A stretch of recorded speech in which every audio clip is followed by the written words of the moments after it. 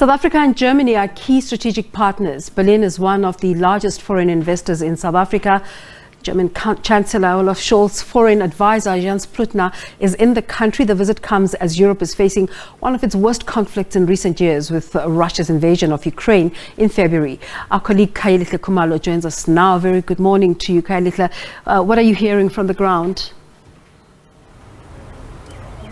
Well, that's right, Desiree. Quite a very important day between South Africa and Germany. Of course, the foreign advisor really has been meeting with his counterparts here in South Africa. And of course, the most topical issue will have to be the current situation in Ukraine. And he joins us now. So, Mr. Advisor, thank you so much indeed for your time. So, I suppose a very key question is, you're here in South Africa. We do know of the positions that Berlin and Pretoria hold when it comes to the Russia-Ukraine conflict.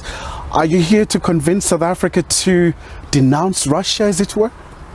No, I'm not here to convince our South African friends. I'm here to listen and to better understand how this conflict looks like, how the consequences of the conflict are analyzed from a South African vantage point.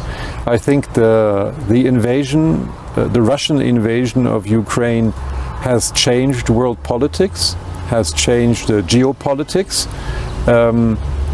For us in Europe, quite directly as neighbors, but I am convinced it had also changed a lot for Africa. And South Africa being, for us in Germany, the key partner in Africa, it is important to compare notes and to understand what this war exactly means for you here. And just the impact of the war, Mr. Advisor, obviously we've seen Germany, for example, cutting, just in terms of the energy from 33% from Russia to now almost 12%. Are you perhaps looking at other alternatives to get that oil, to get that gas?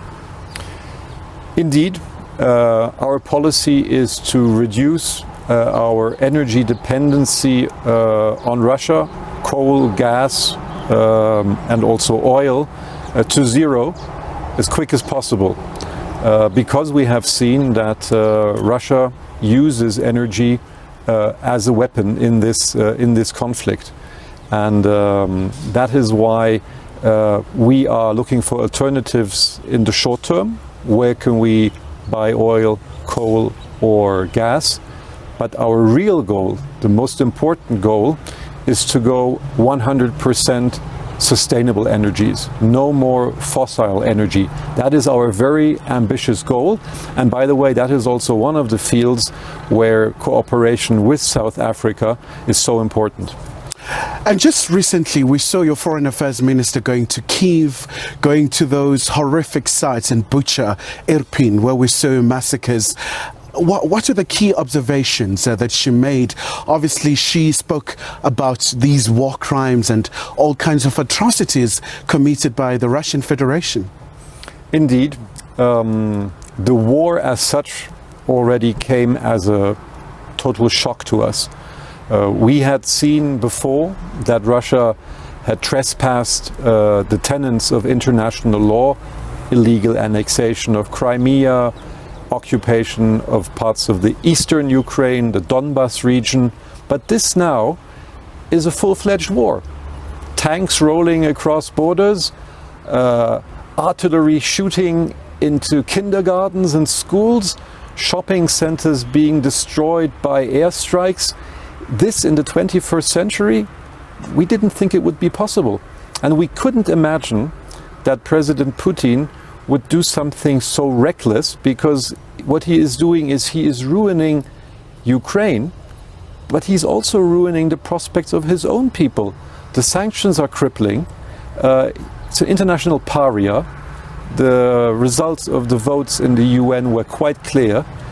This kind of behavior cannot go unchecked, because if we imagine Putin would have success with this, turning back the clock of time and saying, this 100 years ago was Russian territory, I want it back. If we start this game globally, where will this end? Utter chaos and a lot of suffering.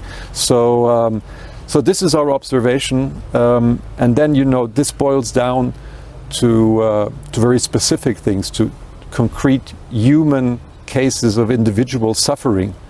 The child who has lost both parents, a Holocaust survivor who survived the German onslaught and now was killed by a Russian airstrike.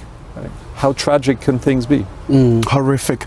But once again, sir, what do you make of the critics who would say Germany is the largest economy in Europe, has been soft in terms of dealing with Russia, looking at the gradual phase in terms of the energy approach? What do you make of that?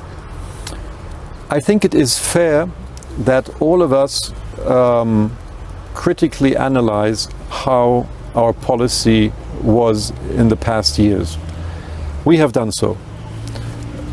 What did we try to do in the last years? We tried to preserve an architecture of security and stability in Europe. It was a tough job because we felt that Russia's position was becoming more and more incompatible with such a strategy, but we felt it was our obligation to do everything to stabilize the security situation and to preserve these mechanisms of stability.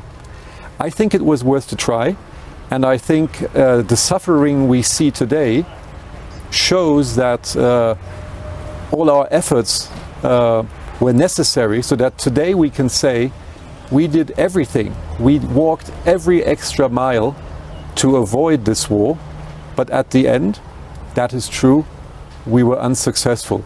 But does the lack of success condone the effort to try? I don't think so.